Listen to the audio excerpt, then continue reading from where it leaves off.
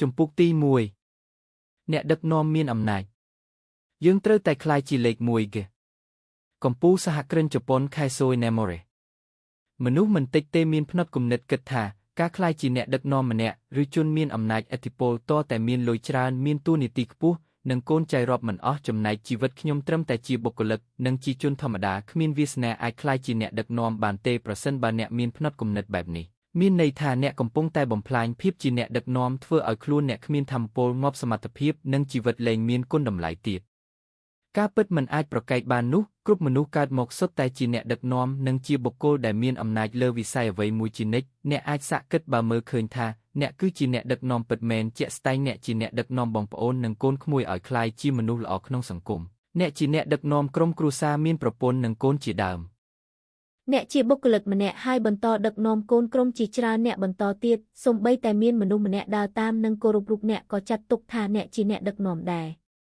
នៅក្នុងចំណុចចាប់ផ្ដើមរាល់ភាពជាអ្នកដឹកនាំភាពសំខាន់ផ្ដើមចេញពីខ្លួនអ្នករួចបន្តទៅដឹកនាំមនុស្សជាច្រើនអ្នកបន្ថែមទៀតព្រោះការដឹកនាំធ្វើឲ្យឥទ្ធិពលចិត្តគំនិតរបស់អ្នកឆ្លងដល់ចិត្តគំនិតរបស់អ្នកដទៃដូចគ្នាដូចជាលោកសូក្រាតជាបិតាទស្សនវិជ្ជាបានបន្តការគិតរបស់ខ្លួនឲ្យលោកផ្លាតុងហើយផ្លាតុងបន្តគំនិតនេះឲ្យអារ៉េអេណាបន្ទាប់មកទៀតអារីស្តូតក៏បន្តបង្រៀនការដឹកនាំឲ្យព្រះចៅអធិរាជអាឡិចសាន់ដេសក្រេតនេះជាការពង្រីកអំណាចភាពជាអ្នកដឹកនាំផ្នែកការគិតរស់សូក្រាតហើយវាក៏មានឥទ្ធិពលដល់ពិភពលោកទាំងមូលមកដល់សប្តាហ៍ថ្ងៃនេះ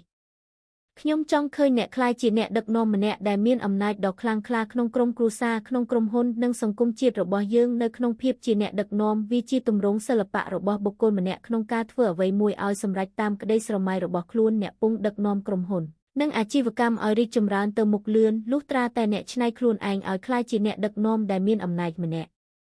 ខ្ញុំពិតជាស្រឡាញ់អំណាចភាពជាអ្នកដឹកនាំរបស់លោកបណ្ឌិតខែស៊ូអ៊ីណេម៉ូរ៉េជាអ្នកដឹកនាំអាជីវកម្មខ្នាតតូចបានក្លាយខ្លួនជាក្រុមហ៊ុនលេខ1មិនត្រឹមតែនៅក្នុងប្រទេសជប៉ុនទេថែមទាំងមានភាពលេចធ្លោលើឆាកអន្តរជាតិថែមទៀត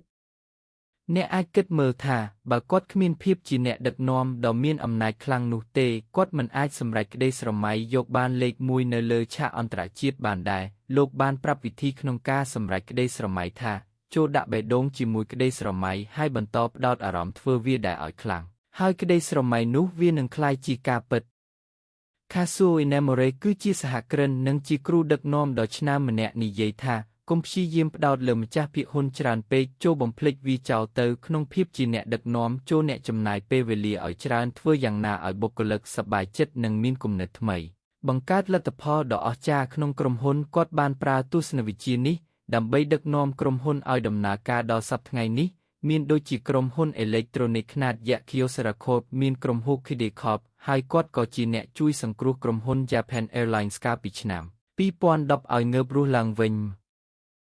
ខ្ញុំស្រឡាញ់គាត់ក្រុងចំណុចពិសេសមួយដែលអ្នកដឹកនាំភាគច្រើនកំពុងធ្វើបានដូចជារូបគាត់ខ្លាំងណាស់គឺការបញ្ចូលដួងព្រលឹងជាអ្នកប្រយុទ្ធទៅក្នុងចិត្តគំនិតរបស់បុគ្គលិកមានថ្ងៃមួយបុគ្គលិករបស់គាត់បានព្យាយាមធ្វើការងារខ្លាំងណាស់